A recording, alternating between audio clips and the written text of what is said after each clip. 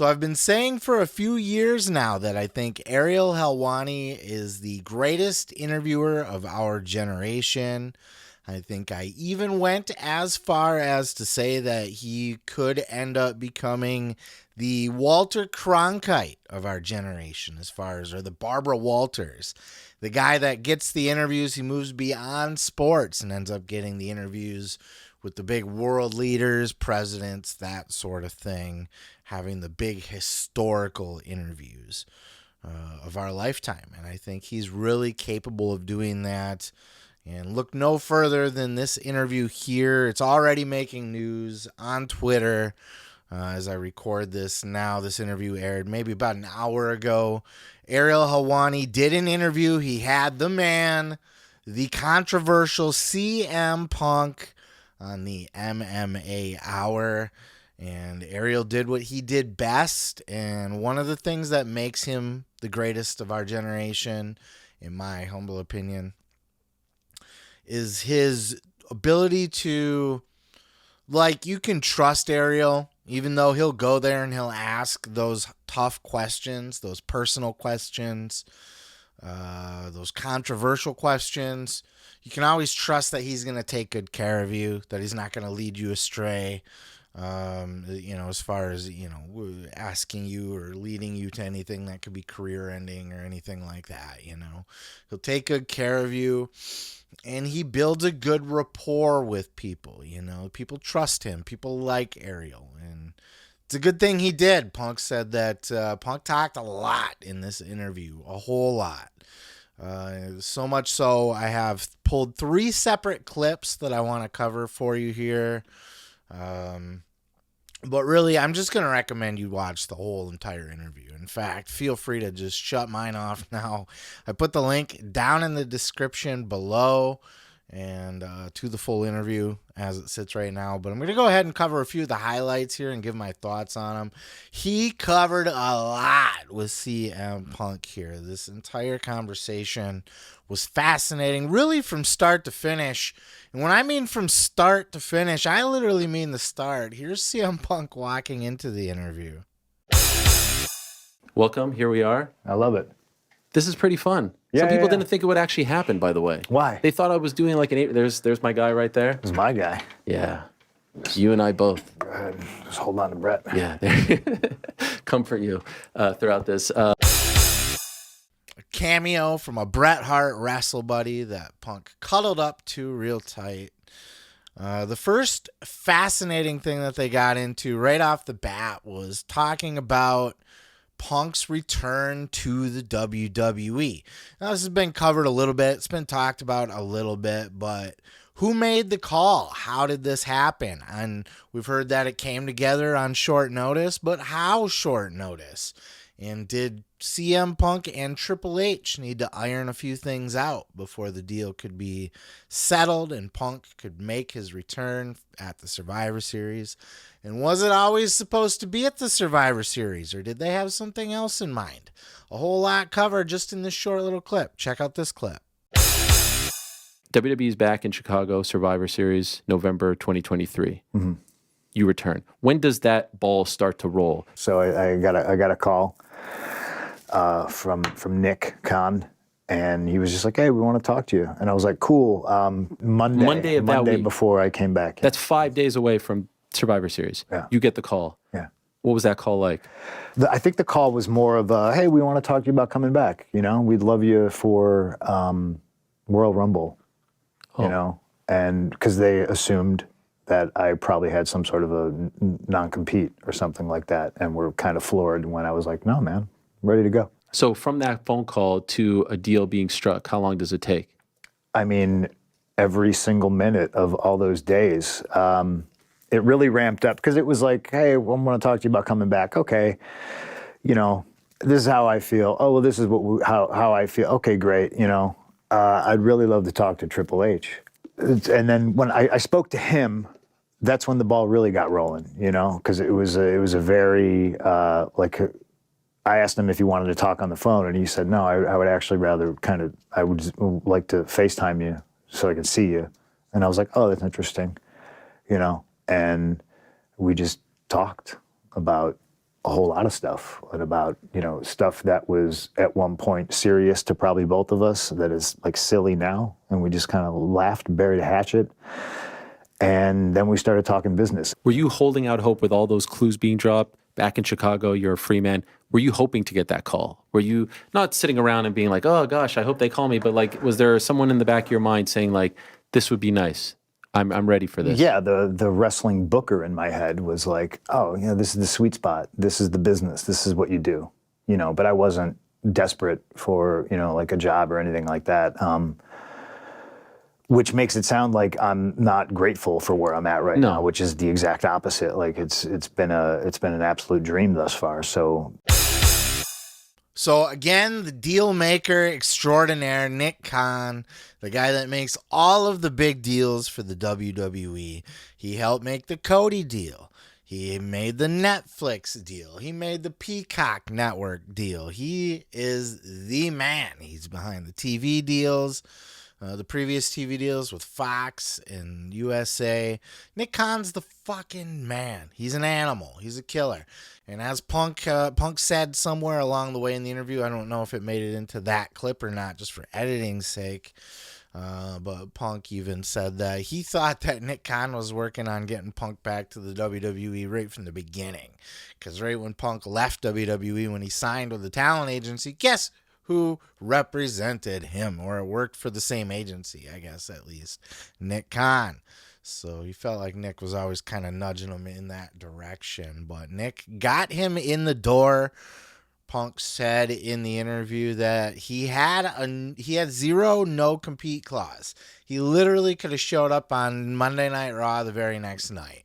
In fact, he said that Punk said that Nick Khan had said that he wished he knew that earlier.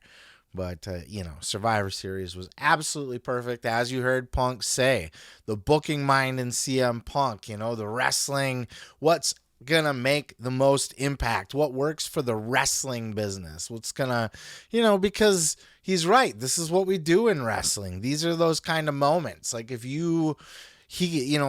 taking himself outside of it and, the negotiations and the contract and everything else.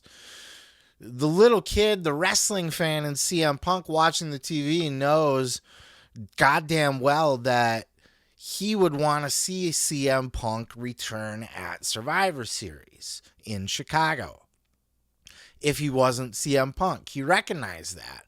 In fact, he even told Nick Khan that, because it came down to the wire, and Nick Khan's like, look, man, if it doesn't work out for Survivor Series, we can always make it work for the Rumble, which was the original idea by Nick Khan. And Punk was kind of dead set on that Chicago Survivor Series date. He's like, no, don't want to show my hand here and kind of make it easy for you in the negotiation process, but I want to be at Chicago's the place to do it, Survivor Series. So they were able to make it happen. He had to have the talk with Triple H. And though Punk requested the conversation, Triple H requested it to be FaceTime. He wanted to see him face to face, and he said they hashed out everything, all the details. They talked about it all.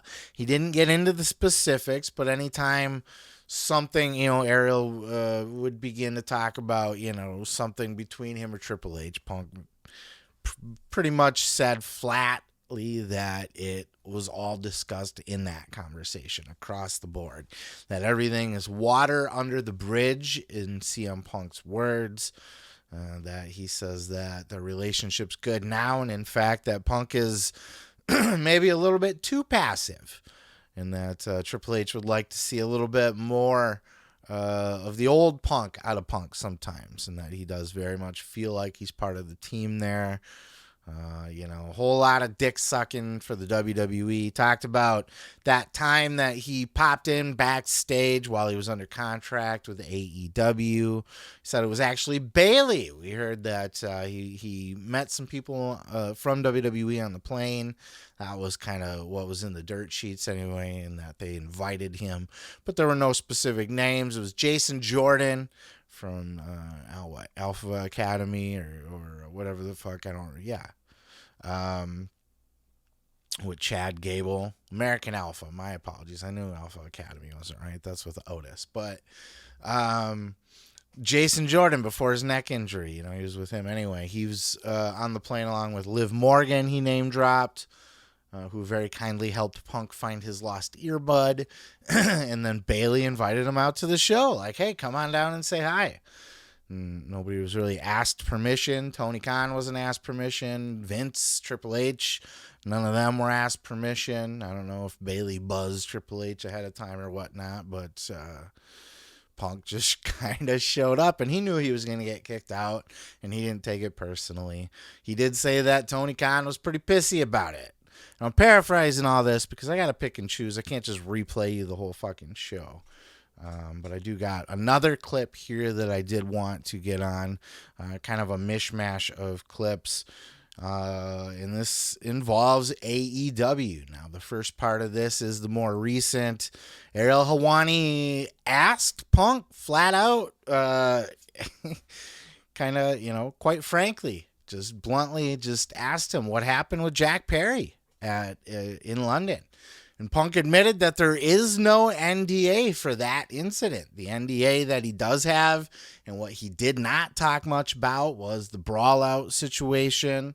The only thing he was able to kind of hint at in that was that it was nothing that he did. He didn't ask anybody to sign an NDA. So kind of hinting at the NDA was to cover AEW's asses, perhaps.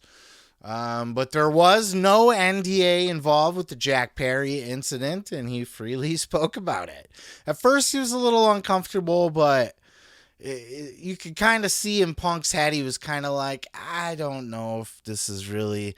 And Ariel kind of like... Because Punk was like, I don't want to relitigate it, was the word he used.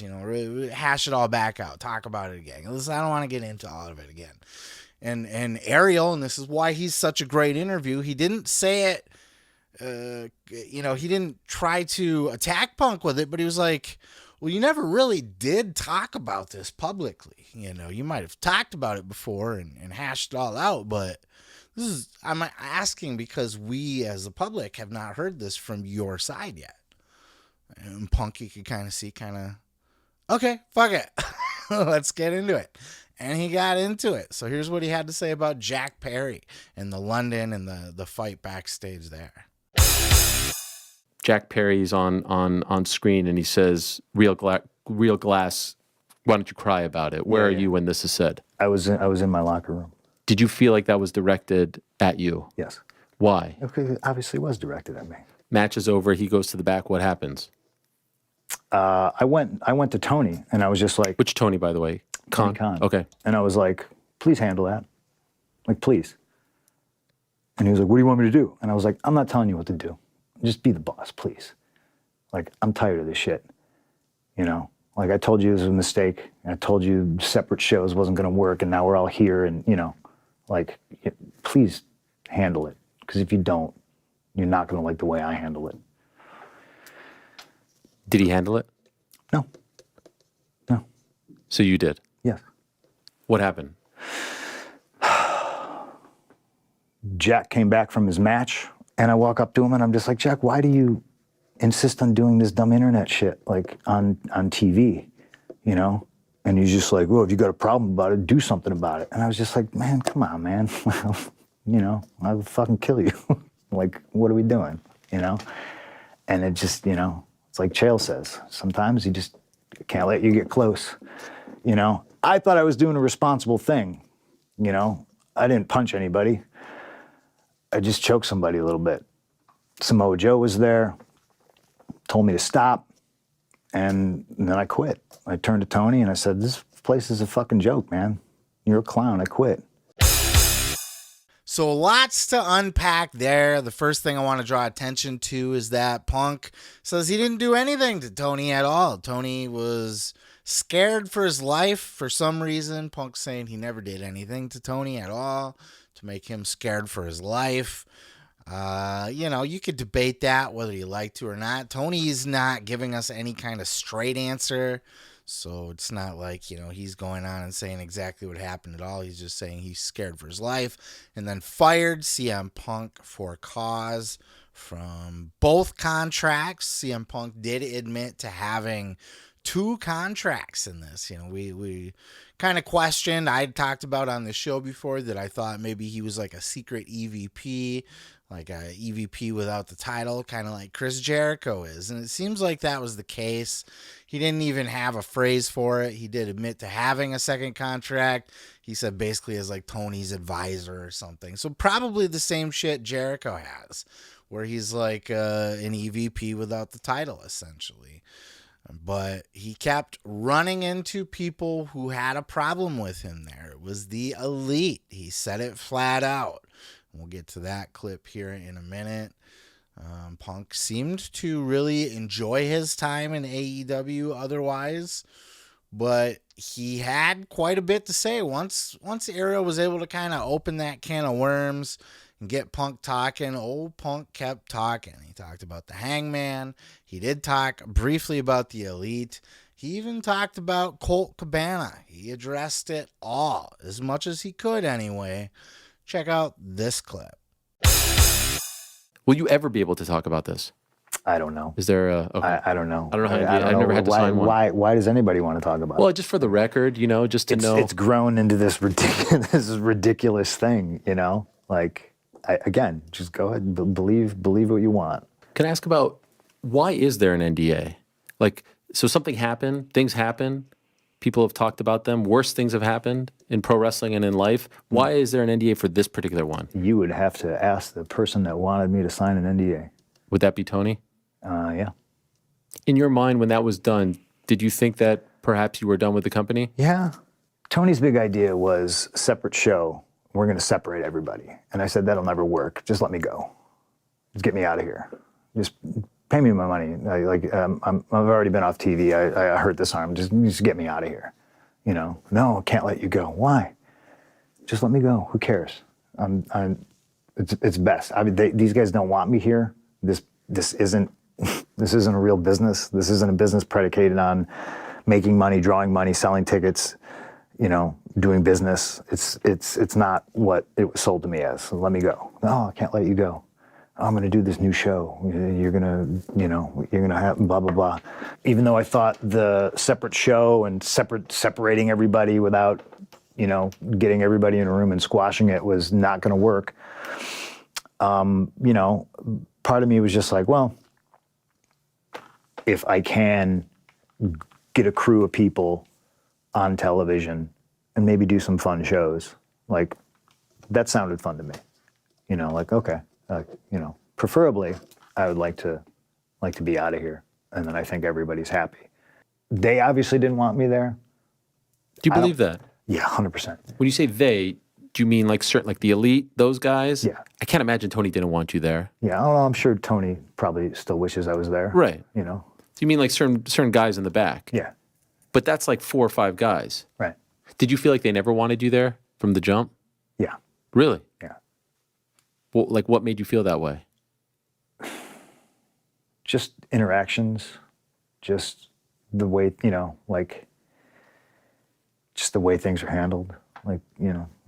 Do you think the hatchet could ever be buried with Colt Cabana? Probably not. Has it ever been attempted on his side or your side? No, he came up to me one time at a show and was like, I was at the curtain watching the show, and he came up to me and he was like... Is this post-scrum or pre-scrum? No, it was pre. Okay. And he was like, hey, can we talk so it's not weird between us? And I just said, I won't ever talk to you without a lawyer present. Yeah. I mean, it caused all this dumb shit. Right. For no reason. Oh, I got the guy fired. He hasn't been on TV since whenever. It is what it is. Yeah. Like I applaud, and I said this to Hangman. I was like, man, I get taking up for your friends. I get it. That's commendable. I do that all the time. Right or wrong, I'll stand up for my fucking friends. But you fucking go on national television and jeopardize $1 million house that you ain't never drawn before. Now you're disrespecting me, and you're disrespecting the business. This is my house. I drew that, not you. And that's egos, is what it is. What if you saw Tony? What do you think of that? Hey, Tony, how's things? it was never going to work. It was doomed to fail right from the very beginning. And this kind of confirms everything that I've come to learn, to believe from the whole CM Punk AEW debacle, the whole Fallout thing. Because when it first happened, when the brawl out first happened, and Punk talked all that shit while he's eating his muffins on the press conference thing, which he called Punk said was a top 3 CM Punk promo. So clearly he's not ashamed of his performance there. Ariel asked him, did you know you were going to say all that or whatever? And he's just like, not really. But once got in there and saw all these fake journalists and shit that are all friends with everybody I'm dealing with backstage, it just triggered him. And he just went off. Top 3 CM Punk promo all time, he says. That's funny. That's funny, but it was never going to work because, first of all, he said they had a completely different idea of what things should be. He laid it out. He laid out exactly what we're looking at right now. He said that they are in the business of putting on the best wrestling matches, not being a business. And look, God bless them, man. The world needs great wrestling matches. I love a good 5-star classic, just like the next guy. But that's not something that you want to build your company around.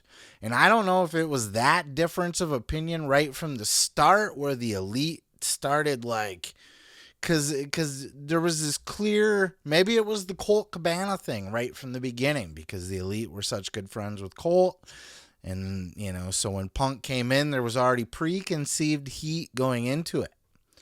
And then maybe because Colt was not being used or was going to be fired because that was going to happen, there was an assumption made because Punk had some political clout there with the 2 contracts and everything. Maybe it was a miscommunication. It seems pretty immature and stupid that they couldn't get together and talk it out and come to terms with each other. Even more stupid that after it came to blows that they couldn't work it out. That, Punk made reference again. Like, how many times have we seen in wrestling people get into actual fights, the internet or whoever hears about it, and they're able to take that and use it in a storyline and bend reality, right?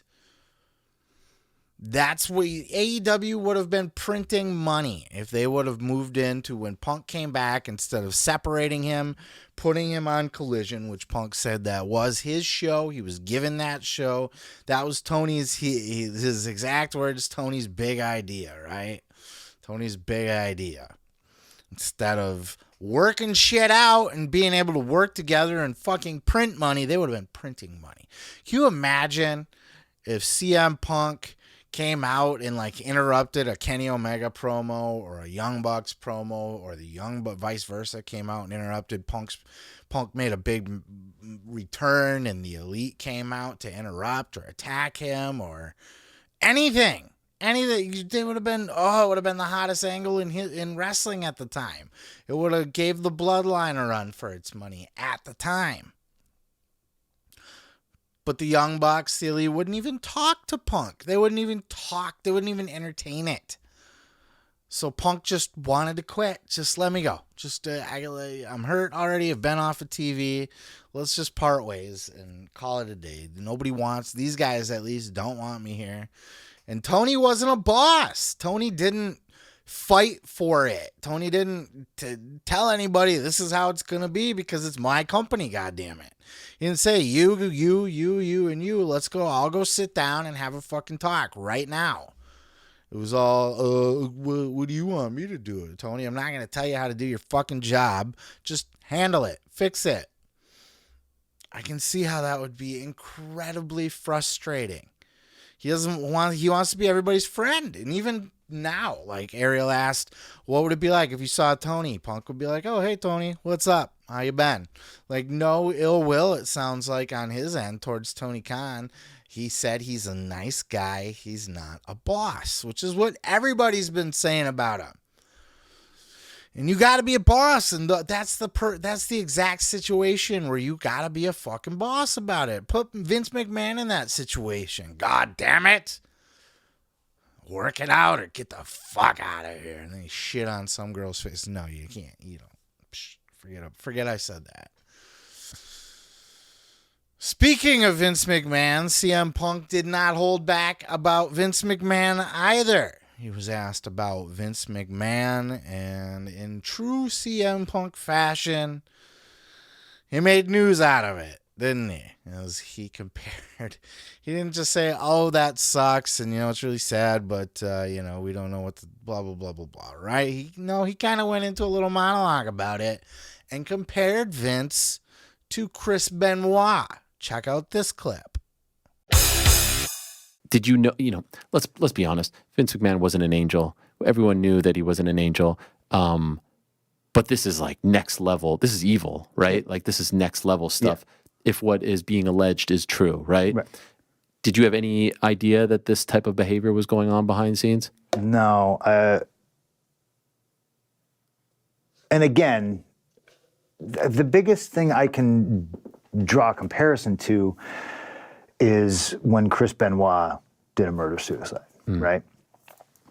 I was friends with Chris Benoit. So, like, coming to terms with, that's my friend, he did this horrible thing. Obviously, fuck him, fuck that. But then, I don't have memories of Chris Benoit traveling with me and murdering people at the gym. Right. So there was never any instances where I'd, be in a room with Vince and he's shitting on somebody or sexually assaulting somebody. It wasn't like Caligula in Rome. We just didn't see it, But there's that part of me that goes, just like Benoit, okay.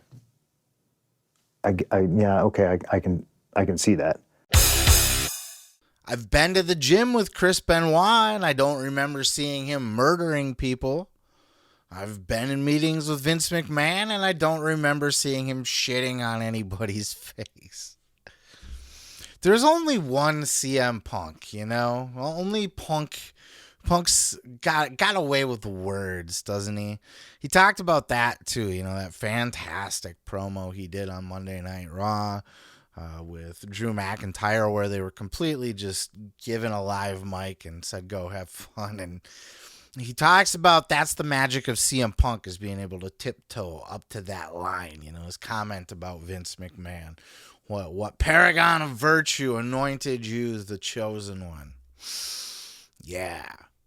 Walks right up to that line, but he knows where that line is, and he likes to blur it and tease it, but never go over it. And I appreciate that about Punk. It's what I've always liked about Punk. And look, I was going to say earlier, it was after that press conference, where that media scrum, the brawl out situation, where I loved AEW up to that point. I had been to AEW a couple times, caught them live, and WWE had sucked, and AEW came along at a time where it hit the spot, right, for us wrestling fans. We were ready for an alternative. We were ready for something new on a big level, and we needed it because Vince's product was so dry, so stale, dying a slow, painful death, right? And then AEW, they were able to bring back CM Punk. They were just firing on all cylinders. It seemed like they couldn't do any wrong when they brought in Adam Cole and Bryan Danielson. It was like, wow, these guys are they're on it right now. And then Brawl Out happened, and I go, oh man, Punk, why would you do something to hurt this company like this? But now, as time has gone on, and it has taken time to see it fully, but I think it's pretty clear at this point that to the elite, it's all friends wrestling. It's there to have fun, to play wrestling, to put on 5-star matches for Dave Meltzer, and they don't really care about the bigger picture on anything. They weren't buddies with Punk. There was perceived beef with Colt Cabana and, perceived doing wrong, doing them dirty. And they went out for the attack. Hangman, Punk didn't hold back about Hangman at all in this interview. You know, to just go out there on the fly. And we hear these things like, oh, you know, Punk said, I can't trust you now and everything like that. But Punk's like, yeah, you know, if we're going back there and we're saying, okay, let's talk about this, I'll do that. And then you just go out there and throw it all out the window and go into business for yourself. How do I know when we do that for a match? That's what you're going to do. I mean, I get it. And, you know, look, there's two sides to everything, too. Punk, I'm sure, he's a prickly, grumpy old man at times, stubborn, and quite a big ego himself, too. You know, I'm sure he went in there, he said it in this interview. You didn't draw that house out there. This is my house. I drew this house. So he's going out there with that mentality that I am this company's top star. I'm the one drawing this house. I'm the one drawing the money. I'm the one bringing in the first $1 million gate to this company. And you're fucking it up because of what? And when Punk would be interested and open to working with them or talking it out or whatever the fuck, it just kept going. And then even when they tried to separate him and put him on his own show and just keep everybody apart, you even got fucking Jack Perry. And what was said, too, because, well, Jack Perry was on Collision, too. So he wasn't kept completely separate. But we all said, you know, this isn't going to work anyway because once they get to the pay-per-views, they're all going to be in the same building together. Which they were, and that's where the fight happened with Jack Perry, because Perry's friends with the Elite as well. So there were very select, powerful people, powerful forces, influential people and forces in the locker room that didn't want Punk there for whatever perceived reason. Maybe they thought they were doing good. Maybe they thought he was a cancer. Maybe they thought he was, you know, did Colt Cabana dirty and he's going to do the rest of us dirty and blah, blah, blah, blah, blah.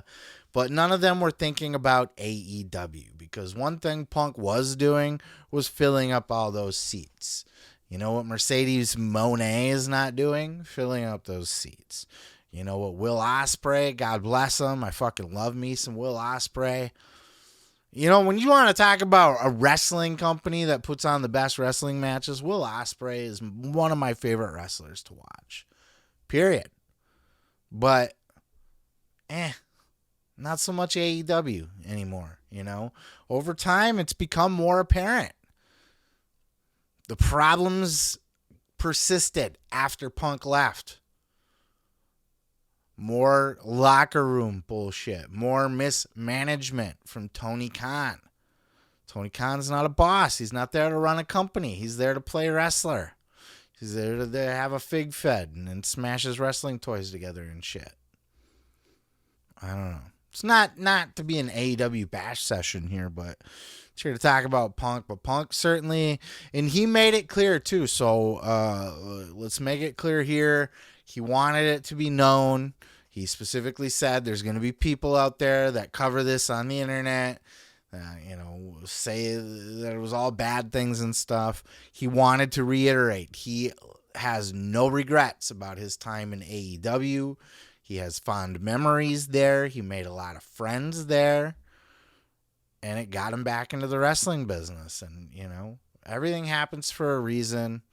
Everything works out the way that it's supposed to work out. It is just sad that it had to play out that way, because there really was something there, right? Punk, the anti-WWE guy, the anti-establishment guy, AEW, the new rebel faction that was challenging WWE, the anti-WWE brand. The anti-WWE guy and the anti-WWE brand joining forces together, pulling him out of retirement. Man, there was some beauty there, but it just wasn't meant to be. This goddamn interview may go down as one of CM Punk's best interviews I've ever heard.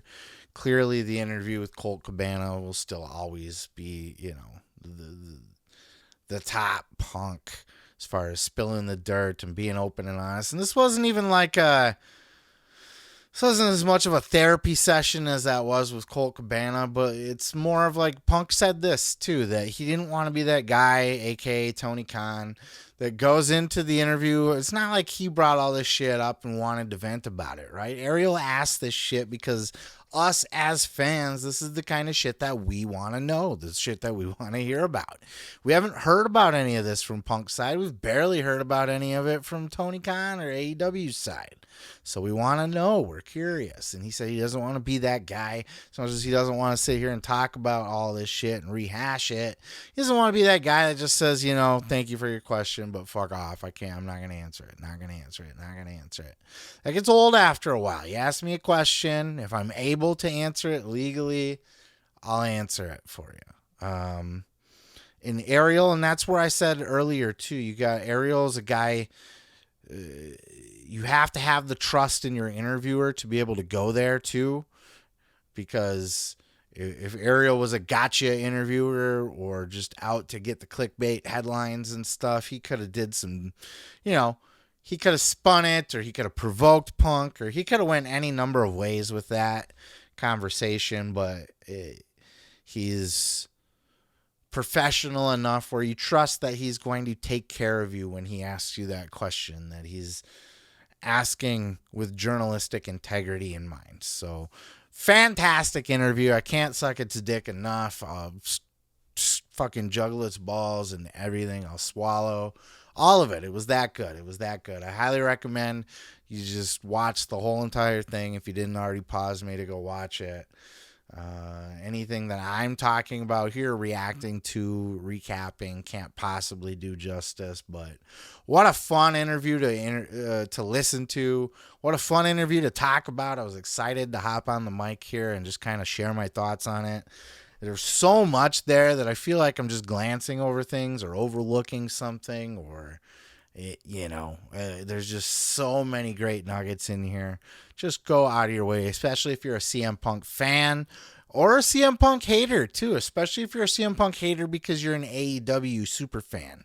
I think it's worth hearing his side of the story and getting, a second take on it, because you might have a completely different perception. But he also said, for those who just want to believe that he's a tyrant, that he's backstage beating the fuck out of everybody and just this big mean asshole, that good for you if that's how you feel.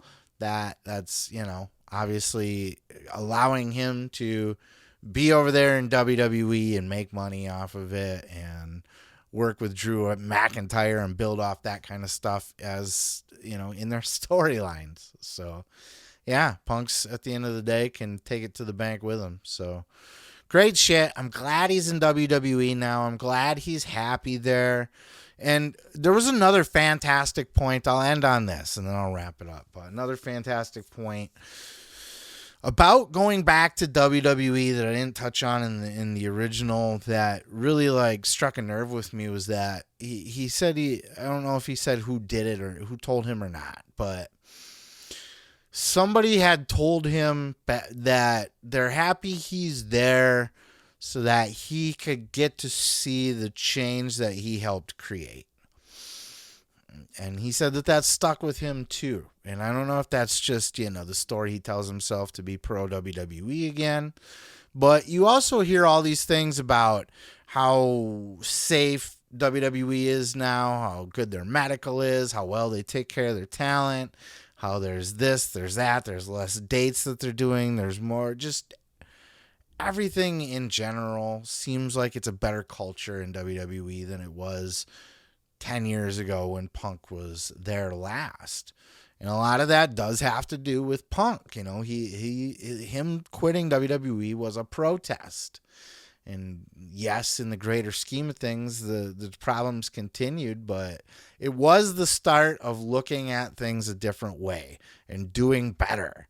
And, Punk is there able to see that now and experience that and be a part of that now and contribute to it as well. So I think, look, here's the deal. As long as people are cool with Punk, I think he's going to be just fine. I think if people tried childish bullshit with him, just to pick a fight with him, then I think he'll be happy to fucking oblige.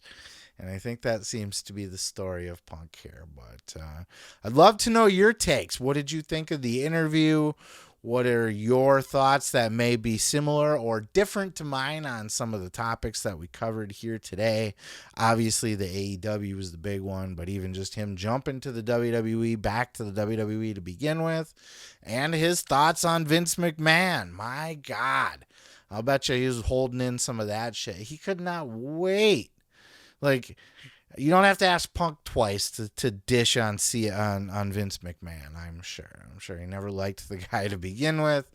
And he's glad he's gone, and now he can freely be like, yeah, fuck that guy. So that's fun too. Let me know your thoughts about everything. And where are you at now with this? Where were you before this? Did he help sway your mind? Are you Team Elite still? Were you ever Team Elite? Now you're Team Punk. Do you not give a shit? Fuck them all. I don't care. Let me know your thoughts down in the comments below. Whatever you want to talk about, I'm here for it. Peace, love, and pizza. I'm your boy, Seth Grimes. And I'm going to go ahead and move on to the next. Oh yeah, thanks for checking out the video. Yeah, don't forget to subscribe. Don't forget to like it if you liked it. Yeah, and you can check out full episodes each and every Sunday right here on the channel. Oh yeah, dig it.